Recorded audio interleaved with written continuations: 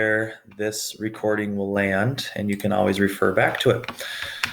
So the new exponent rule that we're talking about now in chapter 6 is anytime we have a power with a fractional exponent, the denominator of your fraction represents the root of the power that you are taking. So that would be, let's make that an m there, the nth root of a to the m power. And remember, when you're dealing with roots and powers, they are both dealing with exponents. So they're at that point in the order of operations. So you can simplify the root first if you want to, and then at the end, take it to whatever power you're dealing with.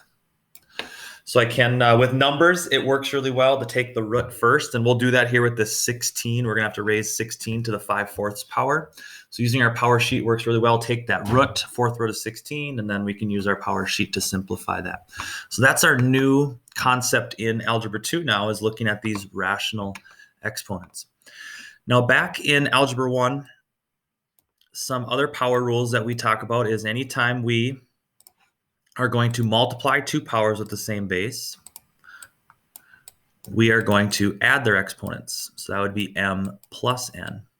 Anytime we divide two powers with the same base, we are going to subtract those exponents, a to the m minus n.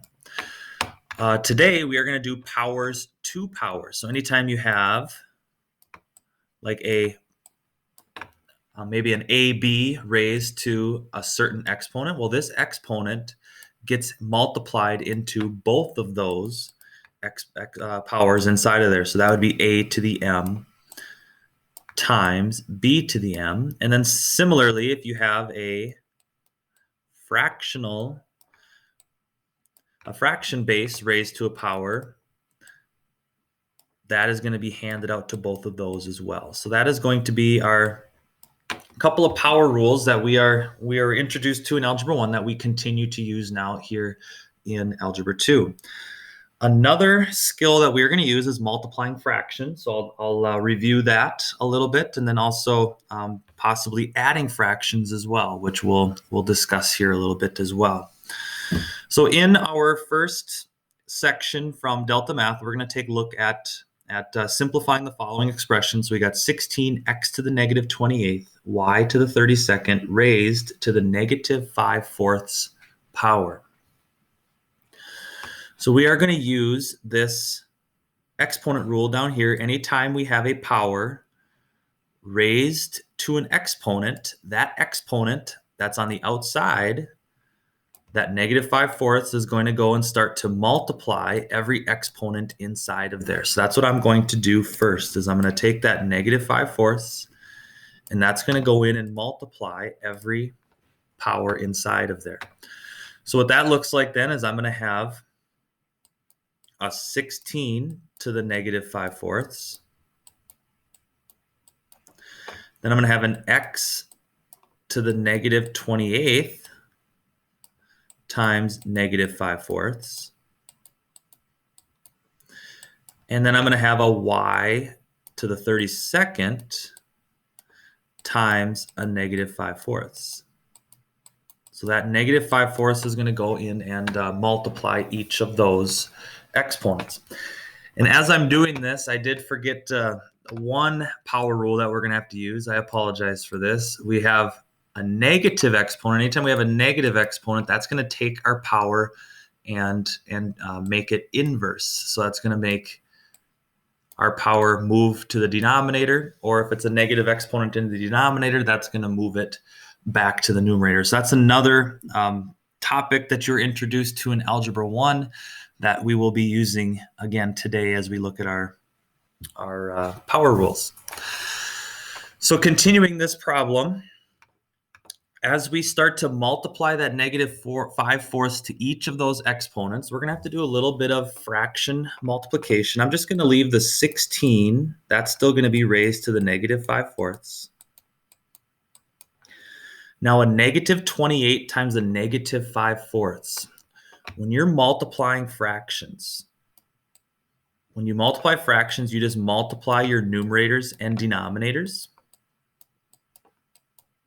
But if you have a numerator and denominator with a common factor, you can simplify that factor out. So 28 and 4 are both divisible by 4. So I can take and I can cancel those out. Cancel out a 4. And then that would be a 7, because 28 divided by 4 is 7 times that negative 5. And this one does also do a negative times a negative, so that's going to be positive. So I'm going to be left with x to the 35th power. So when I simplify a negative 28 times a negative 5/4, that's going to give me x to the positive 35th, because of negative times a negative. And then same with my 32 times negative 5/4. So I got a 32 over 1 times a negative 5/4. Again, when you're multiplying fractions, 32 and 4, if they have a common factor, if you can find a common factor in the numerator denominator, make your number smaller, divide out that factor of 4. So now I have 8 times negative 5, which is going to be y to the negative 40th. So there's going to be what I get when I take that negative 5/4 and I'm going to hand it out to each of those powers, which is going to cause me to multiply each of those powers' exponents. Now I start to look, I've got a 16 to the negative 5/4, and then I've got a y to the negative 40th. Technically, in algebra, we cannot write negative exponents, so we need to rewrite them as positive exponents. Right now, this power could all be over 1. So that power, each of those numbers in there, would be in the numerator of my fraction. The negative exponent, what that does is that's going to move your power to the denominator, and then you can change it back to positive to make it back to a positive exponent. So this would be x to the 35th is positive already. That stays up in the numerator. But since 16 to the negative 5/4, that's that negative is causing us to do the inverse, so it brings it down to the denominator. And y to the negative 40th, since that is negative up in the numerator, that's going to bring me also down to the denominator. Now we're not quite done yet, because I still have that 16 to the 5/4. And just a reminder, 16 to the 5/4 would be the 4th root of 16 to the 5th power. And that's where I can use my power sheet. So if I head to my power sheet, the 4th root would be this column. 16, the 4th root of 16 is going to be 2. And then 2 to the 5th power is going to be a 32. So that ends up being 32 down there. So I'm going to take this now, and we're going to enter this into our solution for delta math. Let's see what we get here. So I'll hit x to the 35th, hit our backslash. That's 16 to the 5/4 will be 32. And I'll have a y to the 40th. So I have to rewrite everything back as a positive exponent. So if I have a negative exponent in the numerator, it gets bumped to the denominator. If you have a negative exponent in the denominator, it gets bumped up to the numerator, and we can rewrite it as positive. So back to our problem, we hit submit. And we'll also get a rundown. I know I'm kind of got all my sloppy stuff in there, but you'll get a rundown of how to do the problem, and they kind of walk through each step that we did, and we get our x to the 35th over 32 y to the 40th. So some of you were starting to work on this on Friday, and you were coming in to get some extra help. So stick after class here. If you want extra help, we can work through that whole section together if you want to stick around for some extra help. So that is section 1. So just using all of our power rules, but we're going to throw in these fractional exponents, negative exponents, to kind of keep building on what we talked about in Algebra 1 and building these skills into Algebra 2. Our second section just looks more with fractional exponents. And I wish I could just erase this all at once. I can't, but I can just kind of get some room here.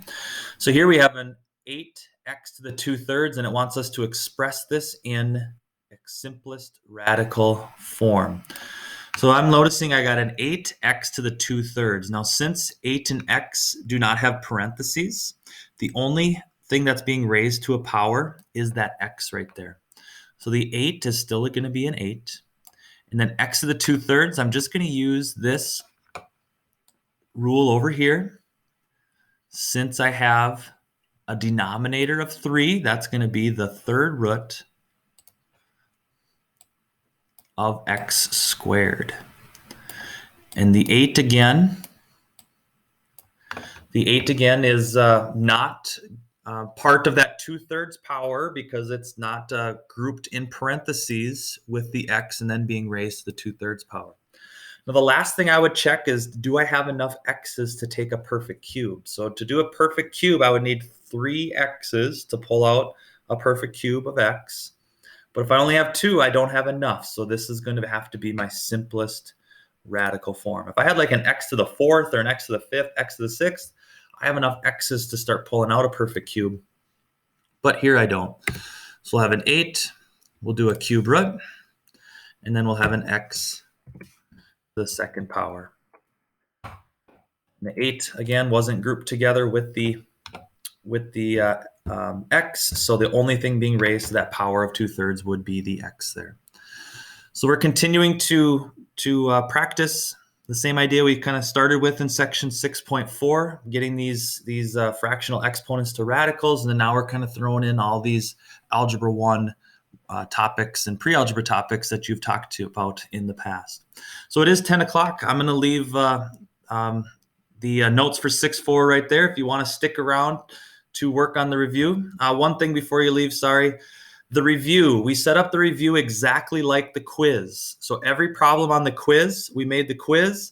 We chose problems from the exact same topic line in Delta Math. So if you do the review, those are the same types of problems you will see on the quiz.